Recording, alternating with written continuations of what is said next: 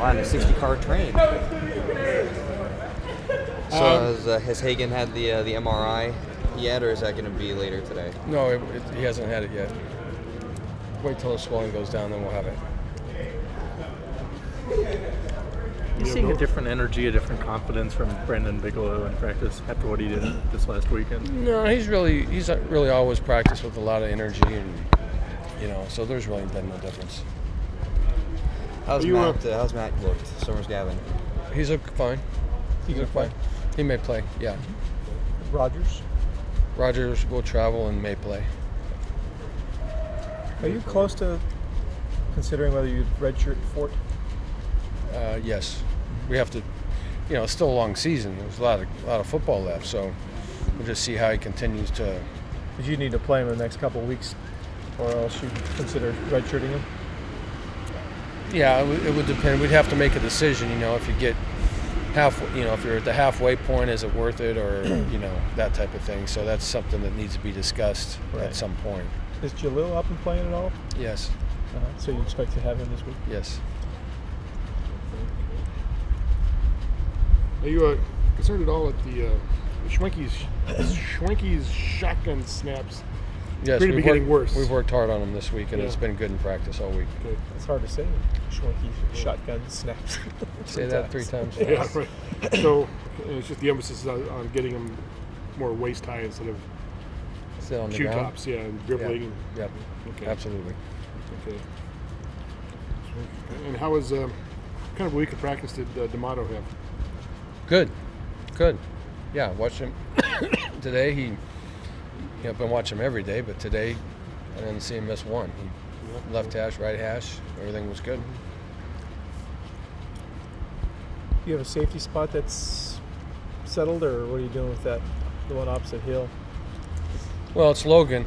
It's It's Logan right now, but Coley can play there as well. So, or Lowe now. Now his name's Lowe, right? Okay. So, Yeah. just so we know who we're talking about. Right. But yeah, worked hard with Alex this week, and but Coley has a chance to play there also. How confident are you can get a good pass rush on Barkley? It seems like Well, we're gonna need to, challenges with the D line. The D line's gonna have to play a very good game and try to push the pocket. He's a guy, I presume, you just don't feel like you give him time to sit back and get comfortable. Exactly. If you do, he knows exactly what he's doing. He's got a lot of experience in the offense, and he's a very good player. So very smart, very accurate. So you got to mix things up on him.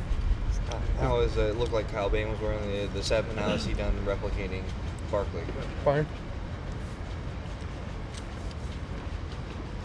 Yeah, would this be the strongest your defensive line's been as far as depth thus far? As far as having guys now ready to, like Jalil and Jalil is back, and Austin Clark is back, so that provides some depth for us. Yeah. Mm-hmm. Would there ever be a situation where Tedford would move back inside, having Jalil back? Anything's possible. Yeah. Anything's possible. Depends on what happens in the game. Guys who, that's the key with offensive line and defensive line. If guys go down or something happens, people are interchangeable to other positions. So we're confident that he can play inside if need be. So if they have that freshman center back out there, the nose would seem to be. I would think it'd be a better matchup with Tedford. Payne's a good player as well. So how do you evaluate how your defense has played so far? What kind of marks do you give them? Well, it's been up and down. We've given up some big plays. They play really well for a long period of time, and then there's big plays. And really, that's been the Achilles heel, is giving up big plays so far. You can, like last week, it was really a game of big plays that they made, and we played really well and got them off the field, and then bang, I think you had 7 straight possessions where they didn't score on you. Right, and so, but that's what I mean. The long quarterback run, the long pass, the broken coverage at the end for the long pass. It was, it's just been big plays. But really. the good thing is this team doesn't have any big play capacity at all. Huh? Yeah, right. Yeah, that's. I mean, it must be the same old concern, though, huh? No doubt, no doubt about it. But they're not one-dimensional by any means. Everyone talks about the receivers, and justifiably so. But their backs are very good players as well, and so you can't just try to take the receivers away all day, or else they can run the ball. So, but if you can't take everything away, would you be comfortable if you minimize your wideouts? We have to mix things up. I think they have a lot of big play potential, a lot of places, and good tight ends as well. And so, but the receivers are definitely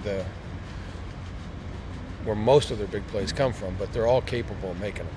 Right. Backs and tight ends. Your and everyone. corners, you need the rush, but your corners are going to have their hands full here, obviously, too, right? Yes, no doubt about it. Likely to see the same quartet of linebackers in Jefferson, Forbes, McCain, and All those. and Broussard out there. Yeah, all those. And the other ones, they'll all rotate in. Are you pleased with how those young guys? I mean, they're all fairly Yeah, young. really pleased with the way Jalen and Forbes are doing. Yeah, they're playing well. So, are you guys not able to do a walkthrough on the LA Coliseum floor? Yeah, I think they had mentioned that we couldn't get on the. Is that why on you're the flying field out later? We're doing our walkthroughs here. Yeah. Yeah.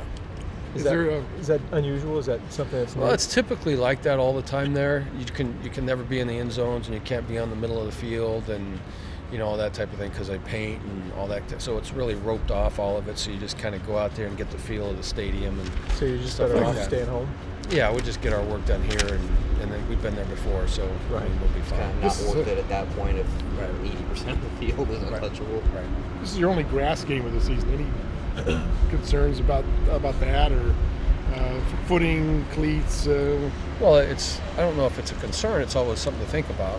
Anytime you have a surface, you always, we will talk about, even if it's a consistent field turf type of surface. Like last week's was really short and hard. Mm-hmm. And so when we did our walkthrough, we tried to make a bunch of cuts and get the footing. Mm-hmm. So any surface that we play on is important to get the footing. Ours is a little bit more plush than the one at Ohio State. Ours is deeper. Over at Ohio State, it was very, very short and firm. So anytime you get on the field, you want to make sure you're testing your footing. Grass, it seems like it's becoming more and more of a rarity. Absolutely. Cost less. Yeah. Yeah. Yeah. I mean, maintenance and, especially on schools, at schools that have multi-purpose, like us, we're kind of landlocked for field space, and so other people use it, and the maintenance and so on and so forth. And back when it was grass, when I first got here, they shut it down for the whole summer because they had to reseed it and let it grow, and there was no place to practice or do anything, So you have soccer teams that go out there, and lacrosse teams that go out there, and rugby teams that go out there, and so grass would just not be feasible. And a lot of your players played their high school ball on various artificial surfaces, didn't they? Exactly. Well, it's the same thing. You look at a high school field, they have PE classes out there every day, and then, how many times at a high school field have you seen when it rained and got muddy, and then it was shot for the whole year? You got big mud clumps everywhere, and so it's just much easier to manage. Yeah. It's safe. It's consistent. I think it's for sure any surface that's on a campus probably is going to. And now the technology's getting better. It's more worthwhile to have it and probably safer to some extent. Yeah, it is. I mean, that's really why we wanted to go to it, was because of the consistency and the safeness of it. When we were practicing up at Witter and it was a sand-based field, the grass was given, and it was, we had knee injuries and things like that from it. So consistency, no matter what weather it is key for it. So much of your team coming from LA. When you're going down to play at the Rose Bowl at the Coliseum, do you sense a different energy from the team going into that week? Not really. I think going home is one of the topics. Because some people will stay down there after the game to see their families. But I've already told them in the team meeting that don't bother telling your family to come to the hotel on Friday night because we're there for business. After the game, we typically stick around longer than usual around the buses so they can hang out with their friends and family. It is something to deal with. There's no doubt about it because all their families there. But most of their families here anyway when they come to home games. Is there a lot of horse trading for tickets going on? Always, every week. Every week there is. All right. All right. Thanks, Thank guys. you. All right. Good to see you guys. Shrinkies. Well, why you got that color on? Yeah. What are you thinking?